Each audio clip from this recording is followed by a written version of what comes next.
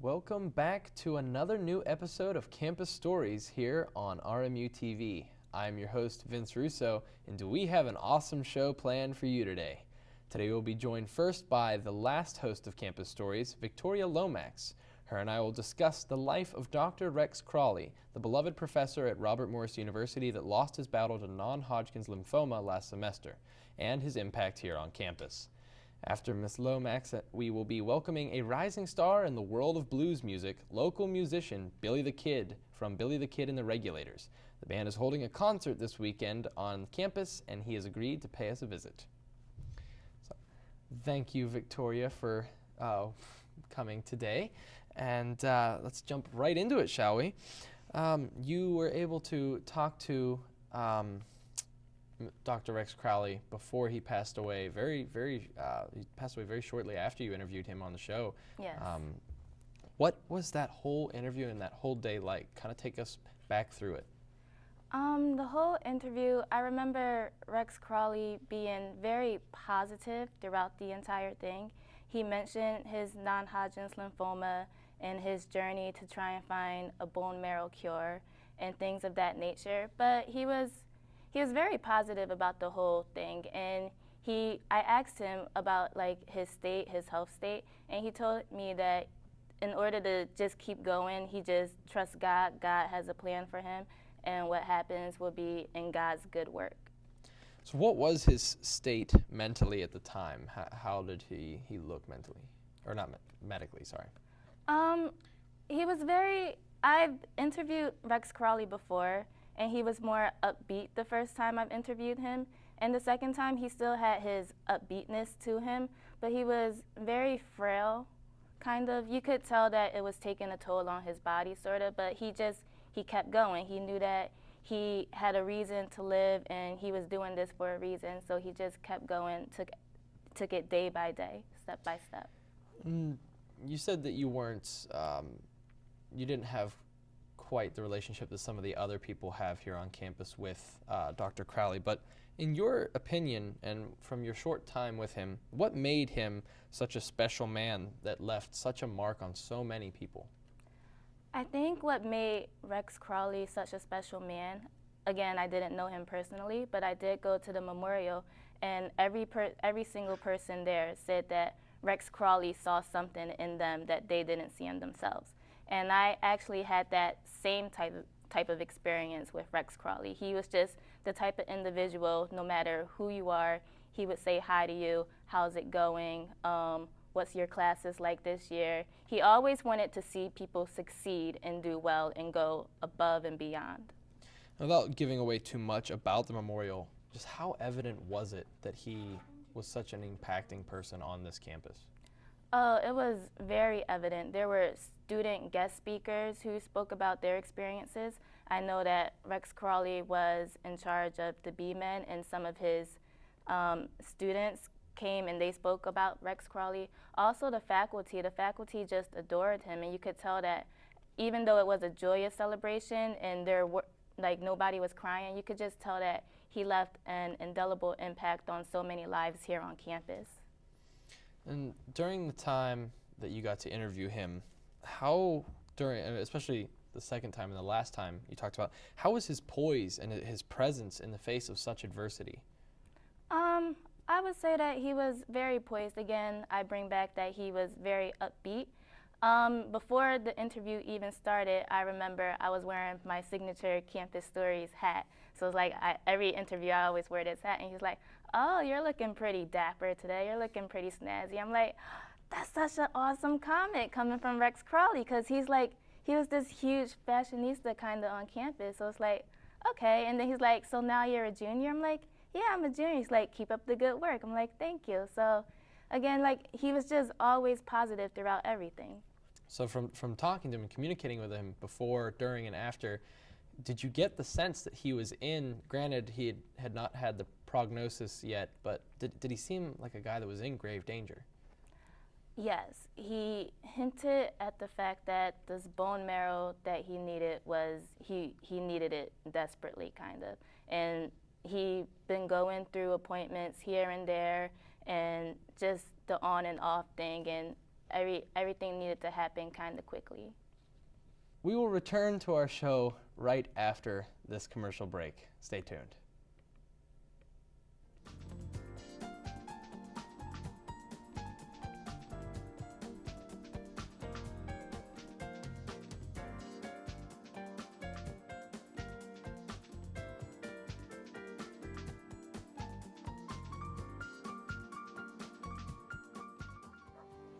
Nicaragua is a completely different world.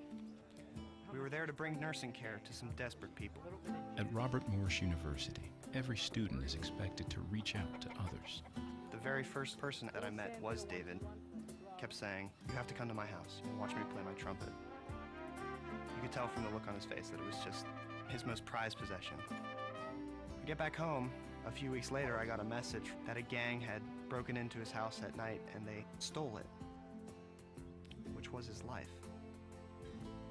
So next trip back, we gave him a new one. The look on his face was just complete disbelief. He just absolutely couldn't believe it. And to be able to do something like that is one of the best moments of my life. He said he'd never forget us. Change someone's life. It changes yours forever. Robert Morris University. These boys are my heroes. They come every week to spend time with my children. At Robert Morris University, every student is expected to reach out to others. They can teach them something no one else can. Wisconsin. They're role models to the children, and homework comes way before sports. Their grades have improved, and their lives are just a bit richer. Okay. What they do for my kids is truly wonderful. Change someone's life. It changes yours forever. Robert Morris University. I call them my lifeline. Welcome back. You are watching Campus Stories on RMU TV. Today we are talking about Dr. Rex Crawley as we are joined by former host of this very show, Victoria Lomax. Now, Victoria, as we mentioned before, you attended the memorial held on campus late last week and have a video from the service. Let's take a moment to watch how those closest to Dr. Crawley paid their respects.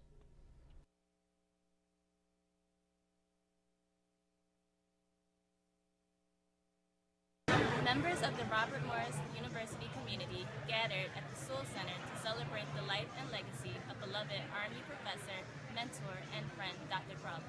On November 25, 2013, Dr. Crawley passed away after dealing with complications from non-Hodgkin's lymphoma. At this celebration, students, faculty, and family and friends of Dr. Crawley attended to rejoice in the memory of the man with the bow tie who touched so many lives. Dr. Crawley is an person with just incomparable compassion. He has an uncanny ability to see people's potential before they could even see it. Every time I think of him, it's a smile like that, you know, and he would always say, "Hey, Buddha," that's what they call me on the campus, Buddha, like that, you know what I mean? And we just had a good time. We were friends and we were colleagues, and I knew his wife, and because I work at the School of Business, you know, so we would run into each other occasionally, but it was always a happy time with him, always. When he was my department head, he actually said that he would be in a show.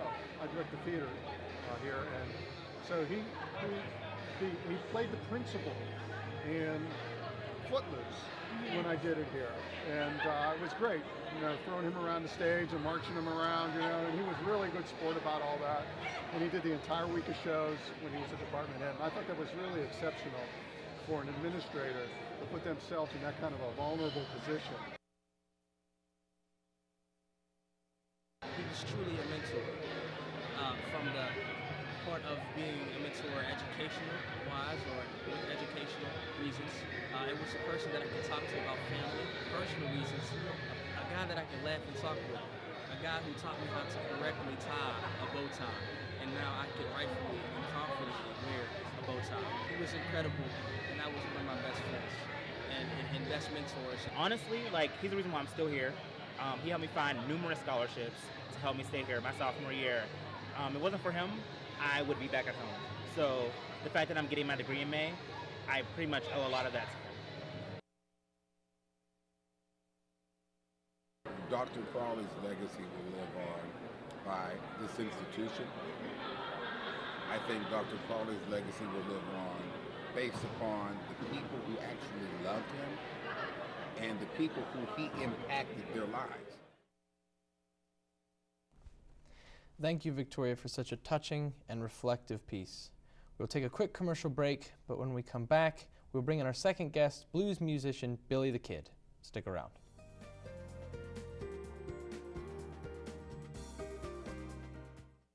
These boys are my heroes.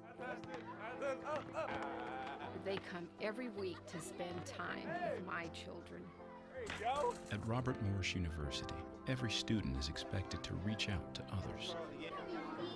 They can teach them something no one else can. Wisconsin. Wisconsin. They're role models to the children, and homework comes way before sports.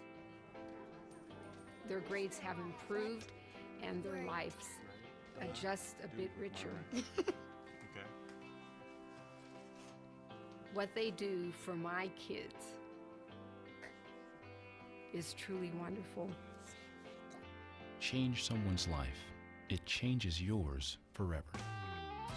Robert Morris University. I call them my lifeline. People don't realize how quickly you can end up on the street. One thing happens in your life, medical bills you can't pay, lose your job, and that's it. At Robert Morris University, every student is expected to reach out to others. We went to DC to work with the homeless. They sell a newspaper called Street Sense. Thought I'd help. But if you want to give more, you can. This person came up to me and said, "Get a job." And for 2 hours, I felt what it was like to be homeless. Good morning. $1 help. Some of the other students said, "How can we change this?" And I said, "Sometimes you can't change the world, but you may be able to change one person's world." My dream? Open a psych clinic for people on the street. Change someone's life. It changes yours forever. Robert Morris University.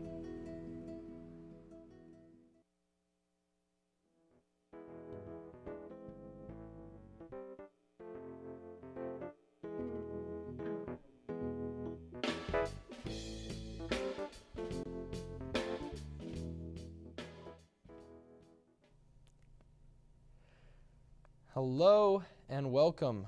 We are back here on Campus Stories, and it is time for our first guest of the show, Mr. Billy the Kid from Billy the Kid and the Regulators, a blues band from Hopewell that placed 3rd overall in the International Blues Challenge in Memphis, Tennessee. Thank you for joining us, sir. Thanks for having me. So where does the name come from, Billy the Kid and the Regulators? Well, one of the very first guys I ever opened up for, Carl Weathersby. He used to play with Albert King. This is at a little place under the tracks down in Beaver, PA, called the Chameleon Junction. And he just got done playing his set, and he's like, "Kid, where's the kid? Billy, what's his last name? The Kid." And it just kind of stuck, so that's how I got the name. And as far as a blues musician, what are some of your musical influences within blues and even outside of the parameters of blues? Who are kind of your influences and idols as far as you as a musician? Well, I mean, I guess the guys that got me into it, locally would have been like Glenn Pavone, Warren King, Fred DeLue. Those guys, Barbara Blue. But there was Stevie Ray Vaughan.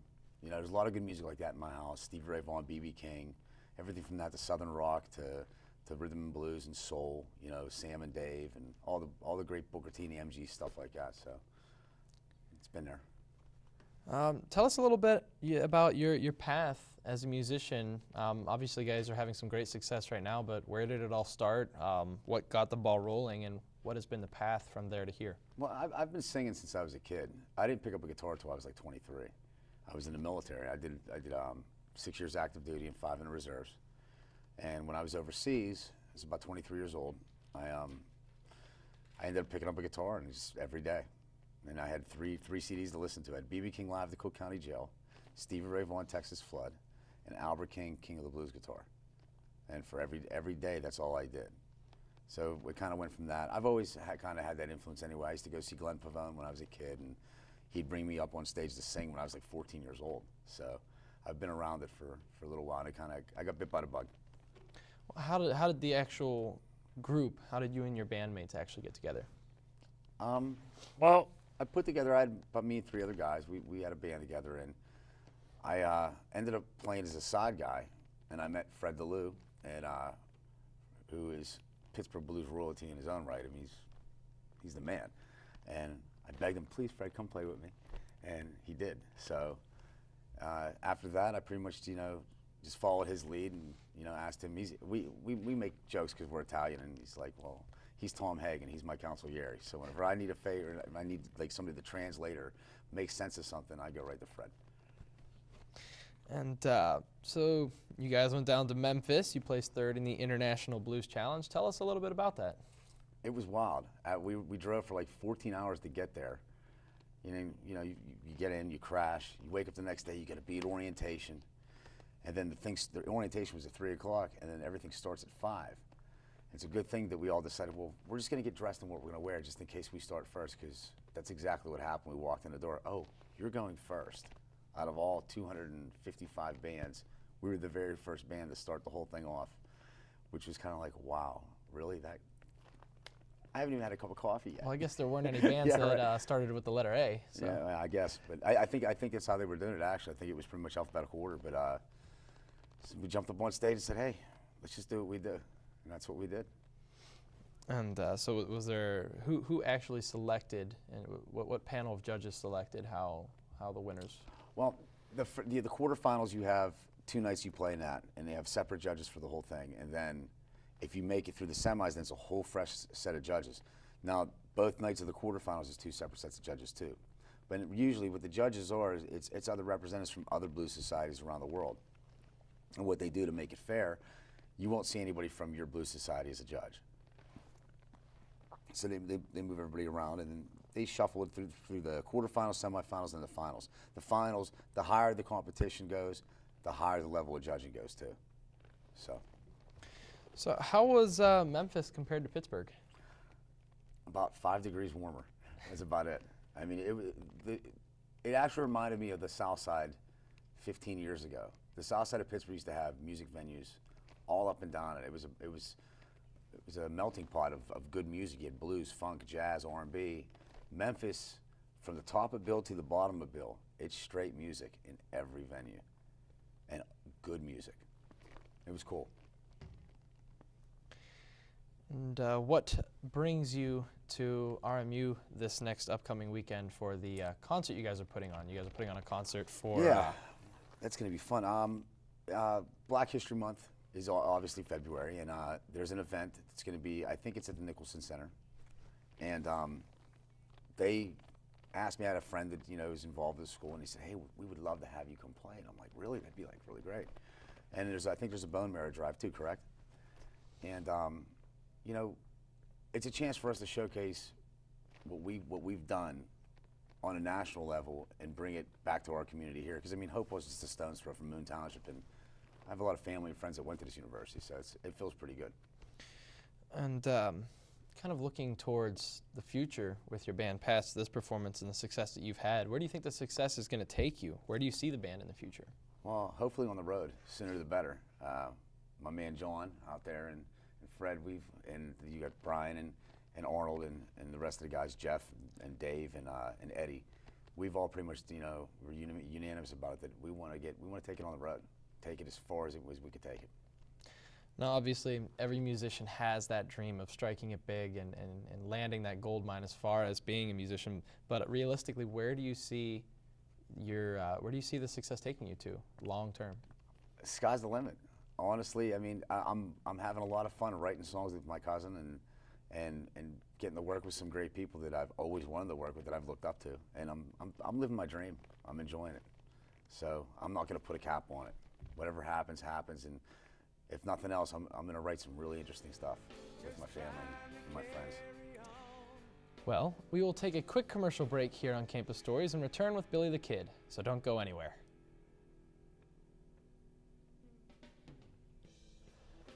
Okay. Good.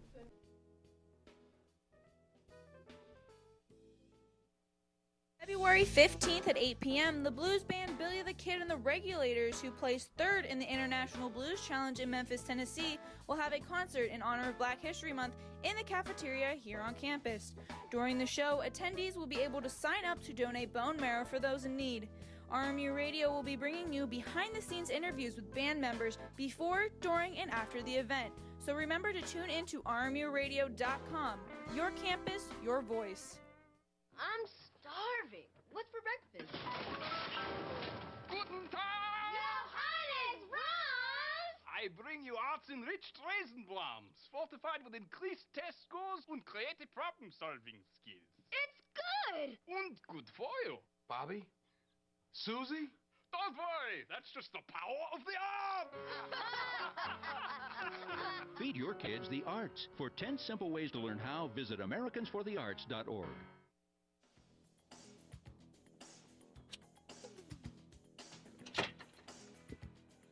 Romo, have you downloaded the app? Roma, have you seen this app?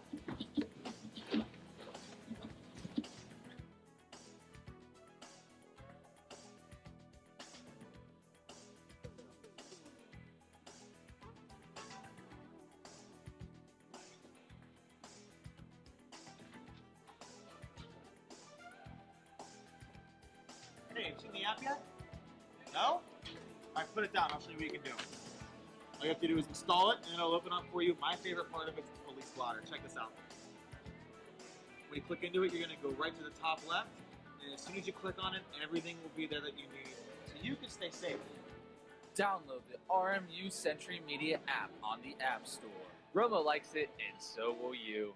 All right, welcome back to Campus Stories here on RMU TV. I'm joined by Billy the Kid from Billy the Kid and the Regulators, who will be putting on a concert hosted by RMU Radio this Saturday on campus in the cafeteria. So kind of a fun question that I like to ask a lot of different musicians is, from one musician to the next, what's playing on your iPod right now?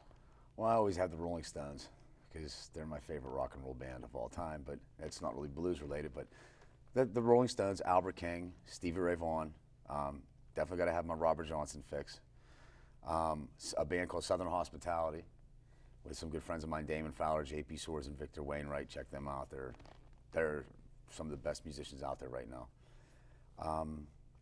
Some Bernard Allison, Luther Allison, Tedeschi Trucks, definitely Tedeschi Trucks. So why did you choose, you talked about your upbringing and your family and things like that, but what got you into blues and not one of the newer, more hip genres of music today? Well, actually, I was a young kid, and I was into like hip hop and R&B. I'm from a little town called Aliquippa, and my dad took me to go see Glenn Pavone and the Cyclones. And I'm not sure if you know who that is. Glenn Pavone is arguably, in my mind, the greatest guitar player as far as blues rock. Him and Warren King both to ever come out of this area. And I was 14 years old, and I'm watching this guy on stage with a Stratocaster playing Jimi Hendrix. And it blew my mind. And I remember looking at my dad and like, I want to do that someday. And my dad's like, haha, yeah, okay. But, my dad was the one who got me my first guitar too. So he always was very influential, my dad, Nick. Well, I believe that we have a clip of you guys performing down in Memphis, so let's take a look at that performance that got you guys that third place at the International Blues Challenge.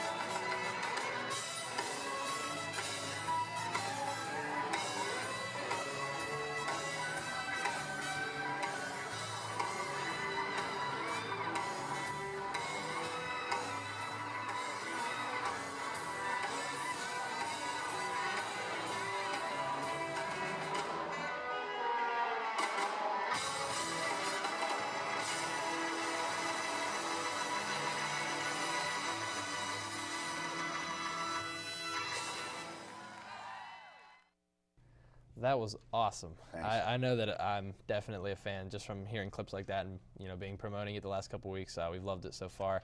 I know the students and community around Robert Morris are going to be in for quite a show this weekend as you guys prep and are coming this Saturday at 8 p.m. and we'll be performing at the Nicholson Center down in the cafeteria. So, you were talking about some of your bandmates are here off the scenes. Who all's in the band? Tell us about all the members. Well, like I said, my counselor, Mr. Fred DeLue, he's the Tom Hagen of the band. He's kind of like my counselor, my advisor. My cousin John Valacorsa, and then Arnold Stagger's playing bass. Mr. Brian Edwards is on the drums. Mr. Eddie John is playing sax. My other cousin David Buffalini is playing trumpet. And my neighbor, Jeff Davis, is playing baritone sax. And what was the process of getting all of them to come together and join into this? It was a lot of phone calls and a lot of, hey man, come play, you know what I mean? And just, they all came. So it was, we've all known each other for a long time and from around the scene. And it was like, one of the things sitting around one night, like, wow, wouldn't it be great if we all put together a band? Or to get these guys together here, if I could get these guys together and we could really make something special. And it's kind of like making sauce. You got to have all the right ingredients, and it's my Italian reference for the day. But yeah, that's pretty much it. It's like fine. It's like good sauce. So tell us about some upcoming gigs that you guys have after RMU. We're going to be in Ohio for Blues for a Cure. That's going to be in June, and that's with Sean Carney and J.P. Soares and Jimmy Thackeray of Jimmy Thackeray and the Drivers, some other noted blues acts. I think the biggest upcoming one coming up recently is going to be on February 20th. It's going to be at Moondogs, and that's with the reigning queen of the blues on Bill Street, Miss Barbara Blue. And she's actually a Pittsburgh native, so it's going to be great to kind of like a little welcome home, and she's kind of went on and done great things. So it's going to be fun working with her. About your music, where can people find your music online if they want to buy it? Or you can get it on cdbaby.com, Billy the Kid and the Regulators. If you go to iTunes, you have to look up my name, Billy Evanochko. Amazon, CD Baby, iTunes, and at a live show. Come see me at a show. I always got stuff. And what is, out of a double-sided question, what is your favorite song of yours to play at a concert? What is your favorite song that's not yours to play? My favorite song that's the original, and it was written by me and my cousin John and a good friend of ours, Bill Henry. It's called Another Story of the Blues. It's going to be the title track on the new CD. And my favorite song to play that's by somebody else, there's so many, probably either anything by Jimi Hendrix or Spencer Davis. And if I had to pick one, the one that keeps popping in my head right now, because I've kind of been on a Hendrix Band of Gypsies kick, would be Who Knows, off the Band of Gypsies album. Awesome. Well, that is all the time we have for today's episode of Campus Stories. On behalf of our guests and our always awesome technical crew, I'm your host, Vince Russo, and we will see you again next week. Take care, everyone.